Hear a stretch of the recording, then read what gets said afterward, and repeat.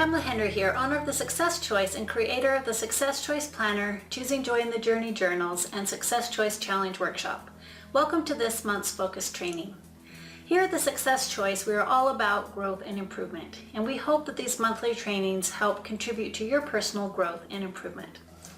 This month's training is The Power of Choice, and you can find it in this quarter's Success Choice Planner.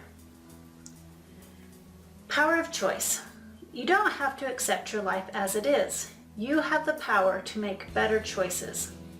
Choices are not always between good and bad, but instead between good and better. Truly, I think that the toughest choices are between two good things. That's why it is so critical to get clear about what you value in each area of balance and to prioritize those values. What do you value with regards to your health? What about your relationships? What do you value with regards to your work? Take time monthly to evaluate each area of balance. You are happier when your choices reflect your goals and values. Ask yourself, what are you accepting that isn't working? What different choice could you make? There is power in choosing the best choice available to you. Take time to weigh the pros and cons of your choices. I like a quote in this month's planner by Dr. Kathleen Hall. It says, "In every single thing you do, you are choosing a direction. Your life is a product of choices." There is power in choosing what you allow into your mind. Be selective about what you watch, read, and surround yourself with. There's power in choosing what you think. Become aware of any limiting thoughts that you may be having, because you really do move in the direction of your dominant thoughts. And choose to look for the good even when things don't go as expected. Last summer, our son decided to make a spur-of-the-moment trip to California and to take his kids to Disneyland. And they invited us to join them down there. So we decided to make the 9-hour trip, and we loaded up our vehicle and started off. And we hadn't even made it an hour when our car started to shake, and it was clear that there was something wrong. We pulled off the exit, but it was kind of a smaller town, and we didn't think that they would have anywhere that would be able to fix it. But sure enough, right there, close to the exit, was a mechanic shop. We pulled in there, and after a little while, they were able to diagnose the problem. The U-joint had separated and had needed to be replaced, and they were able to fix it. We spent several hours there in the mechanic shop, but eventually we were back on the road. We headed south for about another 3 hours, and we were just outside of St. George when my husband looked over at me and with wide eyes mouthed, "Our brakes are soft." So as he was applying pressure on the brakes, not much was happening. Luckily, again, we were close to an exit, and he pulled off the exit and into a gas station, and we looked under the car, and there was brake fluid just pouring out. And we looked, and there was a whole trail of brake fluid. And apparently what had happened was when making the repair of the U-joint, they had accidentally nicked the brake line, and it had been leaking brake fluid.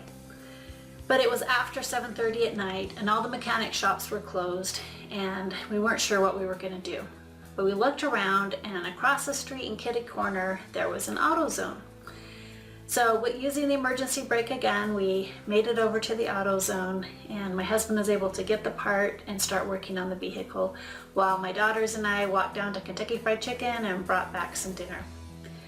It wasn't a very fun repair. My husband was laying under the car in brake fluid, and the brake fluid destroyed his shirt and ate away the coating on his cell phone cover. He was eventually able to get it fixed, and it was after 9:30 at night, but we started off for still about another 5-hour drive to California. And we had made it almost all the way to our destination. It was about 3 in the morning when some lights started flashing, and some policemen came by and closed the freeway. And we were sitting there on the freeway for almost 2 hours, I believe. The people in the cars around us yelling and screaming and cursing and complaining, but our daughters fortunately slept through the whole thing. We finally made it to our destination, but we just had enough time to clean up get changed, and go to the hotel to meet our son for breakfast, and then head off to Disneyland. Despite little to no sleep, we still had a great day at Disneyland and stayed all the way till closing time. The next day we decided to go to the beach. We went to Santa Monica Pier. My husband had brought his glasses case to put his glasses in when he went into the ocean, but he completely forgot, dove into the ocean, started swimming around with our daughter, and his glasses got swept off by a wave and lost in the surf. He definitely needs his glasses to see, to drive, and do anything, so we were pretty bummed that he'd lost his glasses. But we thought, you know what?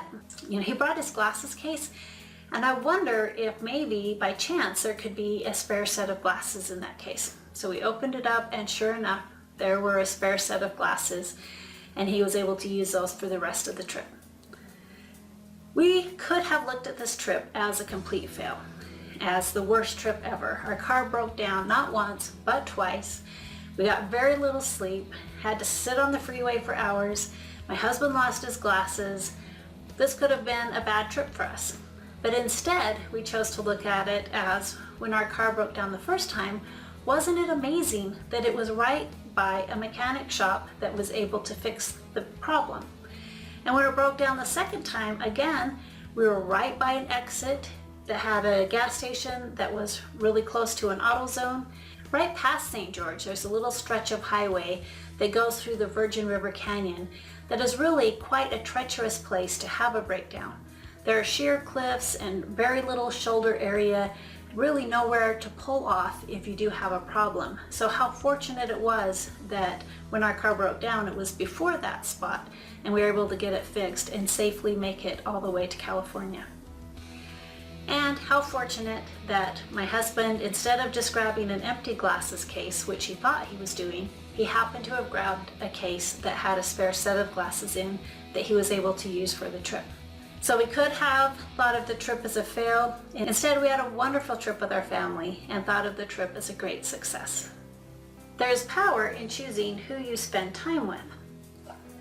There is a famous quote by Jim Rohn that says, "You are the average of the 5 people you spend the most time with." There is power in choosing what you do with your time. Live intentionally. Carve out time to set goals and plan. The Success Choice Planner is a great goal setting and planning tool. There is power in choosing to take ownership of the consequences of your choices, whether positive or negative. Resist the urge to habitually react. Consequences of choices are not always immediate. Consider your goals and the long-term effects of a choice. One thing we've always tried to teach our children is you may not know exactly what you want to do right now in every area of your life, but just be aware and be careful not to close doors for yourself. For example, early in your school career, you may not know whether or not you want to go to college. But it's a good idea to do your very best so that if later on you decide you want to go to college, that option is still open to you. And if you ever leave a job for another job, try to leave on good terms. Pause and think before making a choice. Choose wisely. Remember to focus on progress, not perfection. Choose to learn from your mistakes.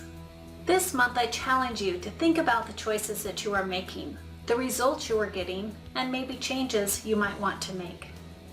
You have the power to make different, better choices. Again, this is Pamela Henrie, owner of The Success Choice and creator of the Success Choice Planner, Choosing Joy in the Journey Journals, and Success Choice Challenge Workshop, inviting you to live your life on purpose, with purpose, choosing joy in your journey today. Have a wonderful day.